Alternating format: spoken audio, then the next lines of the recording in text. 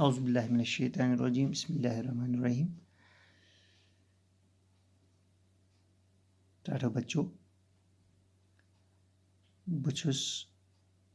7वीं जमात हिंद खतर मैथमेटिक्स सब्जेक्टुक अक ब्याक अक टॉपिक हेत।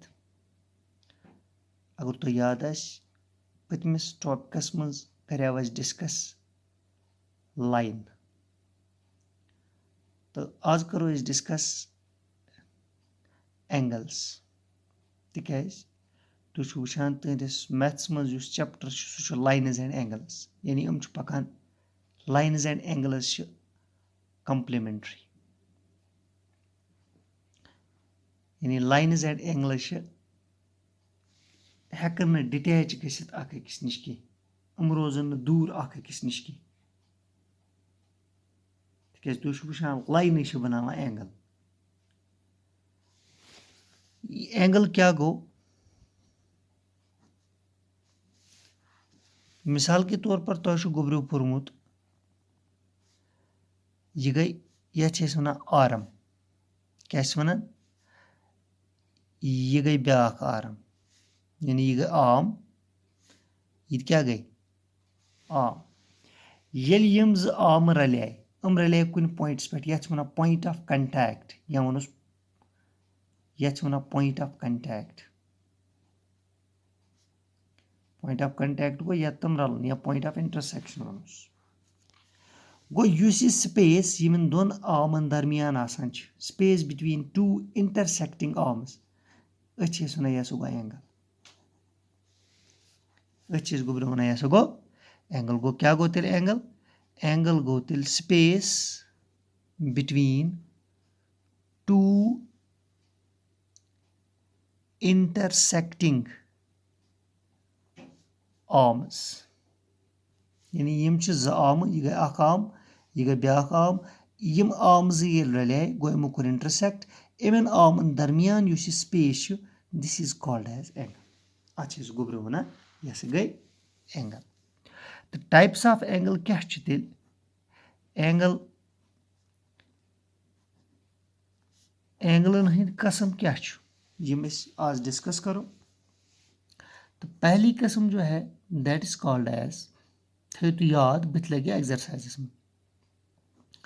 That is called as complementary angle. Complementary angle क्या गो?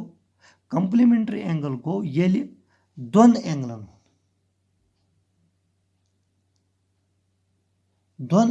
हुंद सम ऑफ ये मेजर ऑफ द सम आस 90 डिग्री, यानी ये दोन एंगलन हुंद मेजर वुचोन, यानी ज एंगल वुचो कोता पत तिमन जमा करो, अगर सह जमा 90 बराबर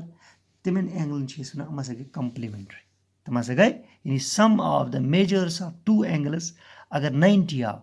यानी दोन एंगलन हुंद जमा अगर 90 डिग्री आव, तेल एंगल कंप्लीमेंट्री गो। तेल लिखो कंप्लीमेंट्री एंगल हसा गो when the sum of the measure of two angles is 90 degree. अगर दोन एंगलन हुंद मेजरुक सम आव, यानी यूत ज एंगल नेरन पत तिमन दोन एंगलन जमा करो, अगर सह 90 degree then angles are complementary. Angles तेल कंप्लीमेंट्री। मिसाल वन बह, अगर यह गोब्रो एंगल, यह एंगल फॉर एग्जाम्पल इस मानो ये एंगल हसा 30 डिग्री मान लेते हैं। यह ब्याक एंगल, ये एंगल मानो यह 60 डिग्री। ठीक गो तेल वुचो यमुक मेजर 30 डिग्री, यमुक मेजर 60 डिग्री, तथा इन दोन एंगलन करो जमा, गो measure of this angle added to the measure of this angle. So when we add the measures of these two angles, you kota ago bro? Yeah, 90 degree. So these two angles are complementary. Complementary. Yani this angle, telmano is nim angle complement shu ye, yim angle complement shu ye. Go complementary समझ आता है? शाबाश। इतने पर अगर back angle छु मान लेते हैं, अगर यह 35 डिग्री ठीक back angle for example 55 degree this the measure of this angle is 35 yimuk measure is 55 when we add the measure of these two angles so we will add 35 plus 55 degree 50 plus 55 5 5 gets 10 5 3 gets 9 so their sum the sum of the measure of these two angles is kota 90 tel kus angle chi complement go tel thaytu yaad yel don angle hun sum दोन एंगलन हुंद सम आस 90 बराबर तिमन one complementary angle तो तम angle पान वे आसान complement यानी 55 कंप्लीमेंट गो 55 55 कंप्लीमेंट गो 55 ठीक गो then there is second type that's called as supplementary angle supplementary angles supplementary angle क्या होते simple when the sum of the measure of two angles is 80 degree supplementary go yele hasa is don angle hund measure jama 180 is barabar timen angle juna supplementary for example मिसाल पे समझा बह for example अगर ये angle मान लेते हैं ये एंगल 60 डिग्री कोता 60 डिग्री ये मानोन ये back angle if this angle is 120 degree so major of this angle is 60 degree measure of this angle is 120 degree so the angle says when we add the measure of these two angles that is we put plus here so yele simen don add karo es 120 add gai 160 degree so their sum the sum of their measures these two angles the sum of the measures of these two angles kota tel ya 160 इस वनो angle हसा supplementary इथे पे अगर back angle for example ये 70 degree back angle ये 110 degree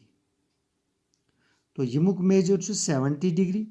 यमुक measure 110 degree when we add the measure of these two angles यह आव 160 degree so these two angles are supplementary angles हम क्या हम गुब्रे सप्लीमेंट्री एंगल्स इसके बाद तीसरा किस्म है that's called as adjacent angles adjacent angles adjacent angles क्या गई एडजेसेंट एंगल्स गई तुम एंगल्स कशा था angles which have a common vertex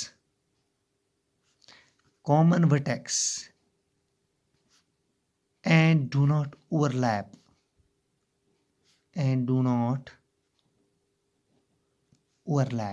यानी इन कॉमन साइड या कॉमन वर्टेक्स मगर तुम आसन ओवरलैप गसान कि ओवरलैप गसन क्या गो यानी तुम आसन अकिस मन तो तु अकिस पेट इवान कि फॉर एग्जांपल बह वन तो यत बह हाव तो एग्जांपल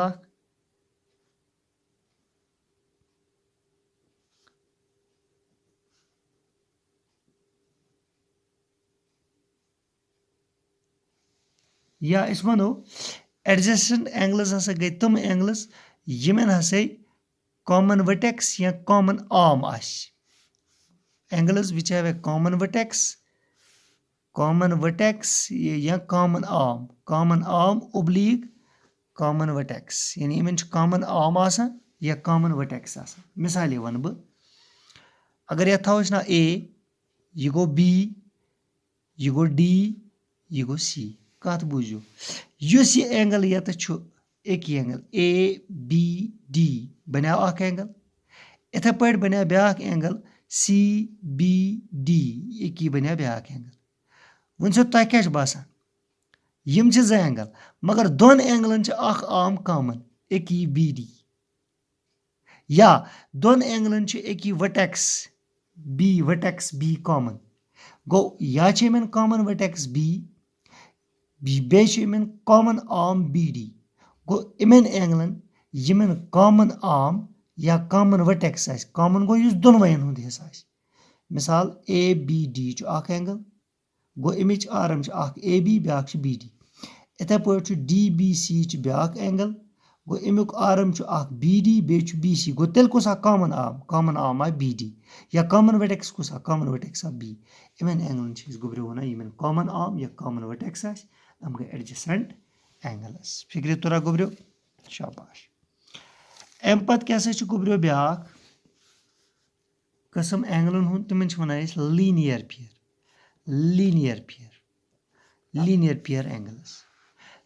पेयर एंगल्स क्या गई हम कैसे गई a pair of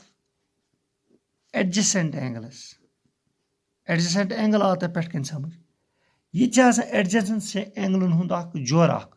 whose non-common arms are two opposite rays यानी एडजेसेंट्स मज वुचो ते कॉमन आर्म कॉमन वर्टेक्स आस मगर लीनियर पेयर्स मज नॉन कॉमन आर्म्स यम आसान तम छ आसान अपोजिट रेज मिसाल समझा बह फॉर एग्जांपल ये तो था बह तय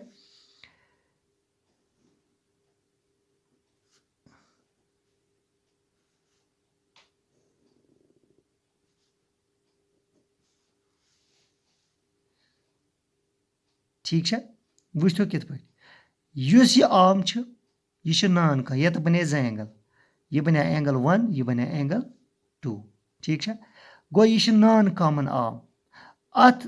नॉन कॉमन आर्मी युस आसान छ अत छ ज अपोजिट रेज आसान अख छ आसान यपर ब्याक छ आसान यपर ठीक है गो ये पेयर ऑफ एडजेसेंट एंगल छ ये पेयर ऑफ एडजेसेंट एंगल मगर युस में नॉन कॉमन आर्म आसान छ पत नॉन कॉमन आर्म छ आसान ज अपोजिट रेज यानी ये नॉन कॉमन हम अपोजिट ज रेज तेल थो तु याद युस ये स्ट्रेट ये लाइन हिज ये बनान छ लीनियर पेयर ये आसान एंगल 1 प्लस एंगल 2 युस बना ये आसान बराबर 180 डिग्री गो ये 180 डिग्री आव योर पोरो ते ऑलरेडी ये दोन एंगलन हुन मेजर 180 डिग्री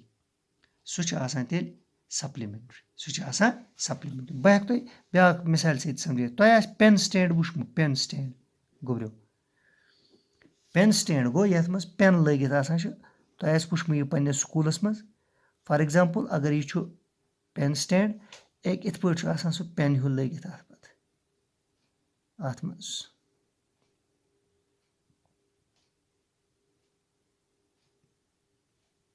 गो तुम वुचान या तो कुछ एंगल बना थे ये बना लीनियर पेयर अम पे गोब्रो last that's called as vertically opposite angles वुच अगर गोब्रो यह समझन खतर करो अगर ज पेंसिल निमो अख ब्याक पेंसिल